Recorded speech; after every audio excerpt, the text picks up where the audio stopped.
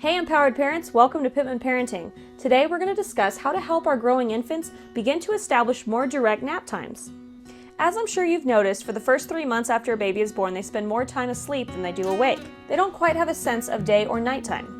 But as soon as they begin getting closer to 3 or 4 months, you will notice that they will begin spending more time awake. For our son, he began doing his nights at 5 months old, but even for the first 5 months, he was doing 5-hour stretches. Our daughter was a bit quicker to do her nights at 5 weeks old. By 5 weeks old, she was sleeping 8 hours a night, and by 10 weeks old, she had aligned with her brother's bedtime schedule, sleeping 12 hours a night. As they grow, so does their appetite. The larger amount they eat before bedtime, the longer their bodies can sleep because they have the calories to sustain themselves. Now at 4 months old, she's beginning to establish her 2 to 3 naps a day. Now it's still very early, and every baby's going to establish their naps at their own pace. As they get a little older, it will eventually move to 2 naps, and then a little bit older, and it'll move to 1 nap.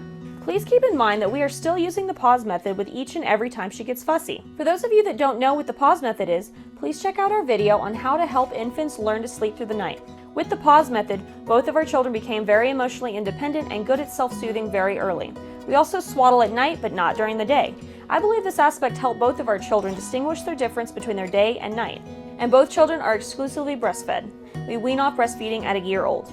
For her, she typically wakes up at 7:30 every morning, just like her brother. They sleep 7:30 to 7:30, and she'll usually nap around 9 to 10 a.m. She'll wake up for a feeding, hang out for a little bit, and we'll lay her down for her afternoon nap at the same time as her brother, from about noon to 2:30. For her morning nap, we'll kind of just let her doze off when she needs to. However, for her afternoon nap, that's a bit longer, so we lay her down in her bassinet in the bedroom. We close the shutters and turn the fan on for a little white noise, just kind of setting her up for a successful afternoon nap. Now after her afternoon nap, we do our best to keep her stimulated and awake until her bedtime feeding at about 6:45. But there's no need to stress them or yourself out during this. If they doze off a little bit, it's not the end of the world. But the longer they stay awake during the day, the easier it is for them to sleep at night.